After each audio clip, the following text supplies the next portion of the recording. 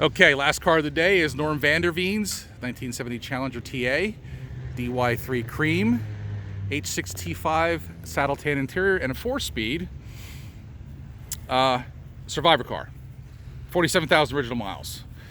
And if you've never met Norm at the shows, super nice gentleman. Him and his wife, good people. You want to get a chance to see this car at a show in person, I highly recommend checking it out. It's such a unique color combination. And again, just like Frank's FF4 AAR, not a popular color with some people, but I like it. It's definitely a cool color combination, and it is a really good example of a nice Survivor. Again, if you've seen another Survivor you think is in better condition or better shape or shows more, whatever, let me know. If it's not too far away, I'll come do a documentary on it, take some pictures, whatever. But we wanted to get a shot of this car for some people that can't get a chance to see it.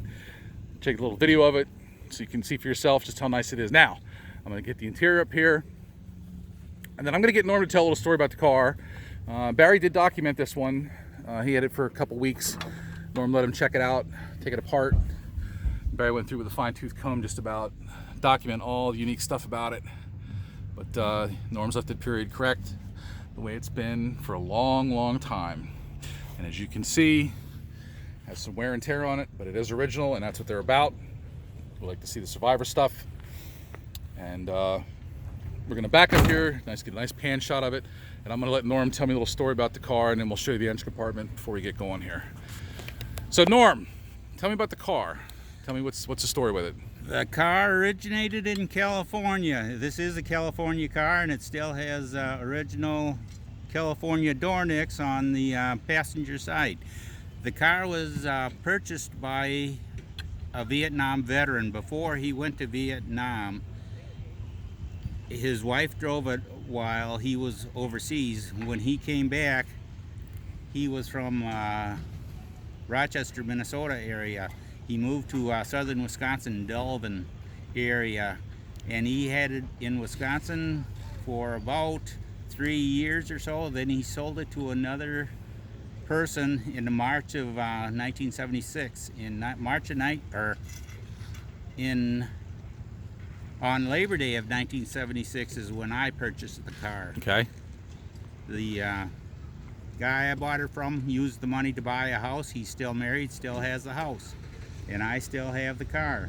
And I was really looking for an A12 car, but this car came up, and this car is looks superior to an A12 car with all the graphics. All right. And I never had the intentions of abusing this car. I always wanted this car as a nice car to have to keep. So you took care of it, and basically that's how it stayed a Survivor all its years. You did nothing really to modify it, change it. There's a tack on the car, which that was period correct for the year back in the 70s. That was everybody did. So you basically just maintained the car and kept it nice and kept it clean. Basically did that in the early 80s. Being young, I pulled the engine out, which is a good thing I did, because I found out on the 4-speeds you need to have the pilot bearing on the crankshaft. This car was never cut correctly for the pilot bearing, so that I had a severe vibration with 391 gears in the rear view mirror. When I pulled the engine out, I found out that the crankshaft input bearing, I had to replace the crankshaft. So I replaced the crankshaft with a brand new one back in the day, and it goes much better now.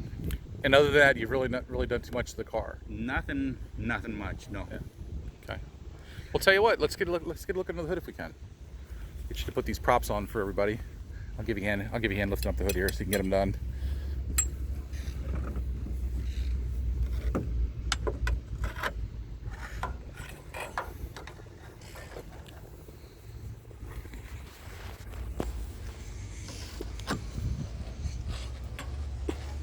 There you go. And I want to say that I broke the left hood spring in about the year 2000. So then I replaced the right spring, and since 2000 I have not driven, the car has not had a spring on there, and I've had to use these prop rods since.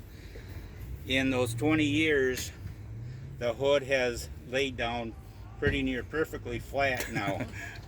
They have memory in them. They do go back to flatness when you take the springs off. That's why I do mine that way too. I do take the springs off, let it flatten itself out every once in a while.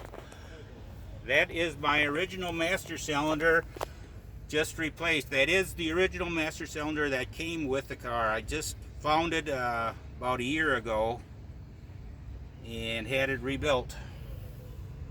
Always good to have the original equipment. It always helps out maintaining the survivor status. So many of these cars were messed with bad. It's just hard to find a good survivor. Those yellow wires were put on. That was one of the things I did too. And back in the late 70s, I put them yellow wires on there, and they've been on there since the late 70s. And electronic ignition as well.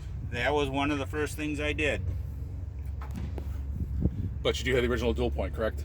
I should have. It should be out there somewhere, but I don't know where it is. Yes. Okay. Well, we appreciate you showing the car. I know you love talking about it, just like I like talking about my car. I didn't know you'll talk to anybody about it. You let them see it. Do like I'm doing, making a little video, taking some pictures. It's nice to have them because they're only original once. That's what I always say. Once you restore them, they're done. You don't see original survivors anymore. A lot of them are restored, and now guys are wishing they wouldn't have restored them. They wish they would have kept them original because survivor cars are tough to find. But we're going to pan out here. And this is going to close up this year's Chryslers at Carlisle Nationals, and the 50th anniversary for the AR and the TA.